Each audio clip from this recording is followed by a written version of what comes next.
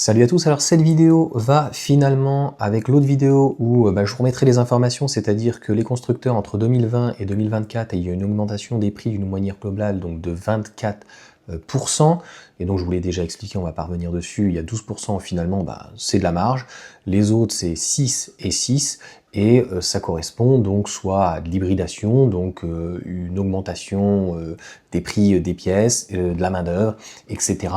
Donc pour le reste, logiquement, c'est de la marge. Donc en fait, on va parler dans un premier temps, puisque c'est toujours Bertrand Moreau qui, sur X, j'ai vu l'info, je crois que c'est Mathieu qui me l'a envoyé, donc merci à lui, vous avez été plusieurs à me l'envoyer. Donc on va parler, puisque c'est une moyenne 24%, ceux qui ont monté, ceux qui ont descendu, et on sait que l'année dernière, en tout cas, il y avait eu, et il y a 2 ans, et surtout il y a 2 ans aussi, un impact en fait sur les baisses de prix consécutive et assez forte donc de la part de Tesla. Je vous mettrai donc l'information donc logiquement à droite. Donc Tesla a baissé pratiquement de 20% ses prix entre 2020 et 2024. Tout le monde le sait, ceux qui ont des modèles Y. Et là-dessus, personne n'a chuté. Sur les voitures électriques, en fait, les gens et les prix, notamment même sur les Mégane, il y a eu beaucoup donc de corrections de prix. On est sur une moyenne, et je vous le mettrai donc juste après, de 40 000 euros, la moyenne, médiante. Si vous trouvez que c'est trop cher, c'est la moyenne. Et comme vous le savez, donc juste avant, je vous ai mis donc la moyenne, on est passé de 28 000 à 34 000. Donc ça, on reviendra juste en fin de vidéo, de bien comprendre qu'en fait, ils jouent la montre, les constructeurs, ils s'en foutent, tu vois, c'est comme avec le PureTech, ils jouent la montre. Donc en fait, ils savent que de toute façon, cette technologie est peut-être finie. 28, 34, si tu augmentes de 6 000, tu arrives à 40 000. Au final, tu es au même prix que les voitures électriques. Donc, qui s'est goinfré? Eh bien, Dacia, plus de 40%. Mercedes, mais ça on l'avait vu. Fiat. C'est pour ça que quand la Fiat Tipo est sortie à 17 000 balles et qu'elle venait de Turquie, il y avait des gens encore qui étaient exigeants. À un moment donné, il faut arrêter les gens. Ah ouais, mais elle a pas le haillon. Ah ouais, attends, c'est bon, t'as vu la taille de la voiture, t'as vu les prestations et tout machin, et t'es pas content? Bah écoute, l'achète pas. Kia, qui est encore à 30%, Opel, Skoda, Ford, Hyundai, et après donc à 20% environ. C'est dommage qu'on n'ait pas les petits pourcentages, Bertrand. Si tu regardes la vidéo, tu vois, on a le graphique et on ne sait pas Dacia exactement. Donc a priori, aux alentours des 20%, on a Toyota, Citroën, mais il est très beau ce graphique. Très très beau, très très beau. Toyota, il faut rigoler dans la vie. Toyota, Citroën, Volkswagen, Peugeot et Audi, un peu moins. Ce qui est complètement fou, si on regarde bien, un Scénic qui est aujourd'hui donc en iconique à 52 000 euros pratiquement, en électrique, il a pratiquement doublé. On trouvait des Scénic avec option Bose, etc., qui étaient dans les 25 000. C'est quand même aussi fou de se dire que pratiquement à 50-55 000 euros, il y a 20 ans, on était quand même sur un Porsche Cayenne, 2005, c'était le prix du Porsche Cayenne là, que j'avais acheté, donc je ne l'avais pas acheté neuf, d'occasion, surtout qu'il y avait après 14 000 euros d'options. Tu vois, bah oui, chez Porsche, ça y va, et encore, c'était pas fou, maintenant c'est encore pire, ils se lâchent. Donc, ce qui est intéressant sur la deuxième partie, je vous mettrai l'incrustation donc du tableau de Bertrand Moreau, allez le suivre donc sur X, Instagram, et la source donc c'est data, NGC data machin, PFA. Donc on est sur un prix médian à 40 000 euros. Ça, on le savait, c'est-à-dire le prix médian, c'est le prix d'un modèle Y aujourd'hui, c'est le prix d'un X-Pen si vous voulez, c'est le prix d'une plus ou moins Mégane, c'est 42 000 euros une techno. Il faut de tout pour faire un monde, et on va rentrer dans le détail des VE, le top 30 chiffre d'affaires par modèle, cumule 4 mois 2025, donc des 4 mois de 2025, donc janvier, février, mars, avril, puisque nous sommes encore en mai. Donc le premier, Renault R5, qui est en premier, donc c'est le chiffre d'affaires par modèle. Donc deuxième, le Renault Scénic. On va avoir le modèle Y, donc juste après. On va avoir la Citroën IC3 qui se gave bien. En fait, les constructeurs, je vous apprends rien, soit vous faites du haut de gamme et vous faites moins de volume éventuellement, soit vous faites des modèles plus Access et vous vous retrouvez sur les volumes. Donc i3008, Volkswagen ID3 très bien situé, la Mégane est bien située, le BMW donc iX1, on va avoir la Tesla Model 3, l'Audi Q6 e-tron, Skoda Enyaq, etc., etc., etc. Alpine A290, elle est quand même très loin. BM i4, qui est pratiquement sur le même chiffre. Et on descend la Dacia Spring, sans bonus c'est fini, pas de bras, pas de chocolat, Mini Countryman, Mercedes EQA. Donc Mercedes, ils sont éclatés.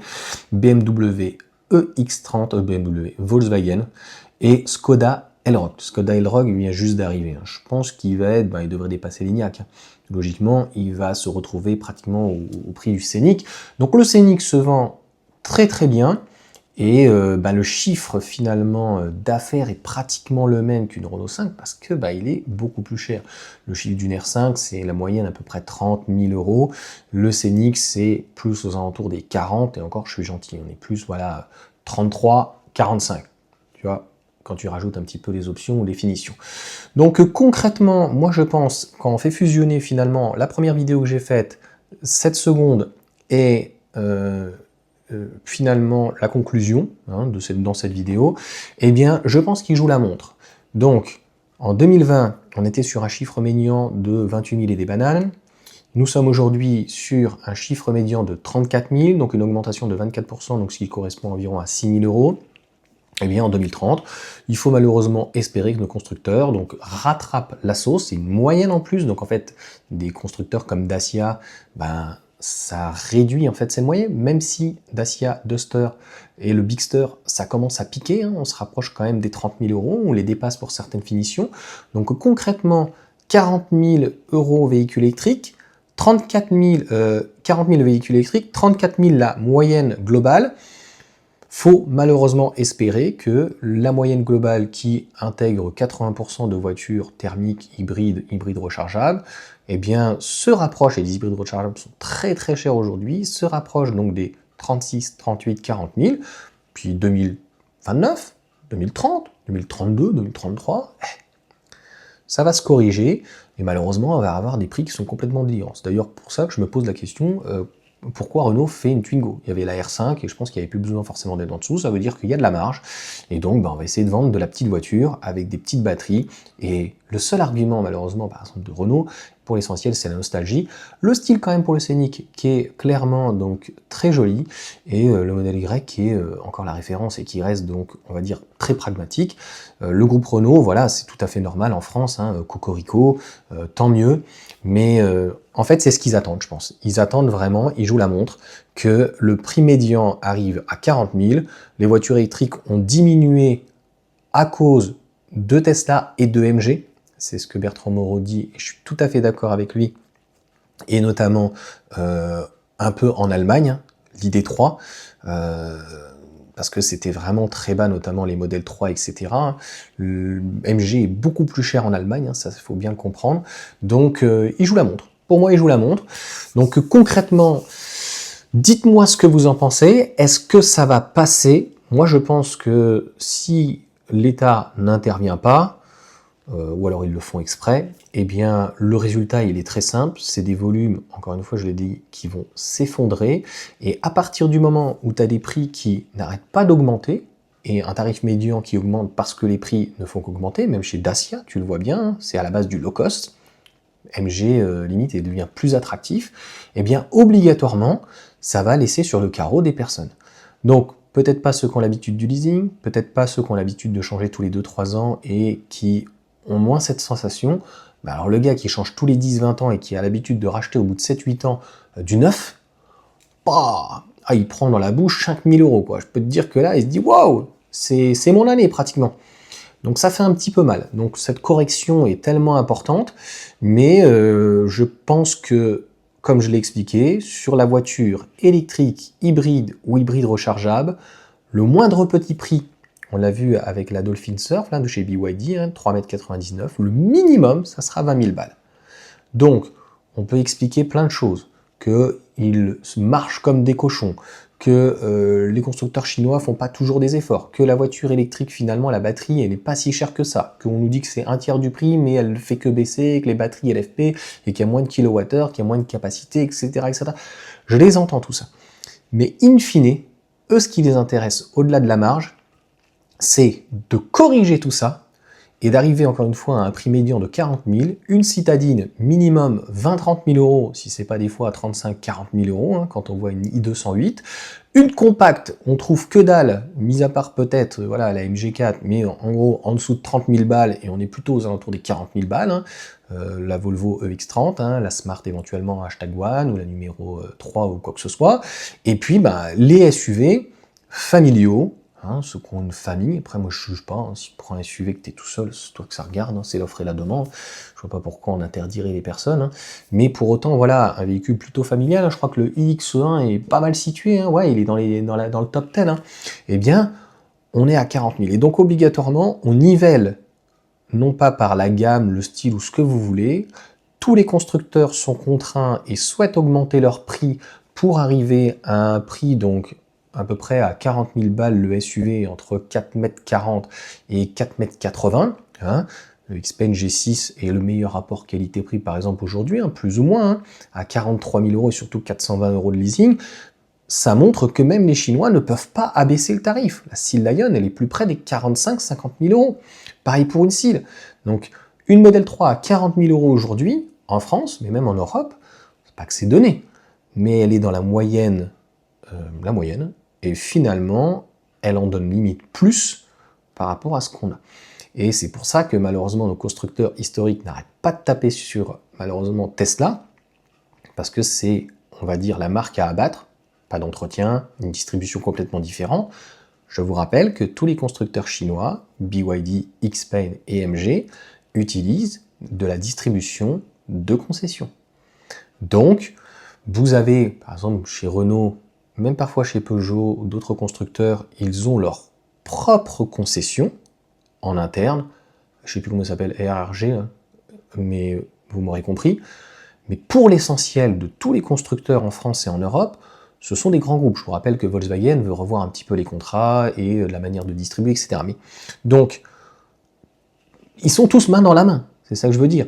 Les constructeurs historiques travaillent avec ce type de distribution, grossièrement des sociétés indépendantes plus ou moins grosses, des distributeurs, régionaux, internationaux, nationaux, ou européens, vraiment très très gros, des très gros groupes. Et en même temps, les constructeurs chinois utilisent ce type de groupe. Donc, il n'y a personne qui va se taper dessus. Donc, le vilain petit canard à abattre, c'est Tesla. Sauf que sur les voitures électriques, si tu supprimes la référence, ça sera un petit peu dommage, non pas sur la concurrence, mais qui va faire mieux? Moi, je veux bien éventuellement qu'on tape sur le vilain petit canard, mais il va falloir trouver une alternative dans ces cas-là, et surtout à des véhicules qui ont aujourd'hui le meilleur rapport qualité-prix, qui proposent des superchargeurs, et un véhicule qui est fini, qui pourra vous emmener loin, et plus loin que 100 km en fait. Qu'une IC3 ou une Renault R5, je suis pas sûr que vous puissiez aller dans le nord de l'Europe, en Espagne, au Maroc, en Tunisie ou autre, ça sera possible, mais très compliqué. Voilà pour cette vidéo, en tout cas, analyse. Et je me répéterai une dernière fois parce que je pense que c'est très important. Ils jouent la montre, ils le savent, ils augmentent comme des porcs. Vous voyez le groupe Renault avec Dacia, mais ils n'arrêtent pas, tu vas plus avoir une Dacia en dessous de 20 000 balles.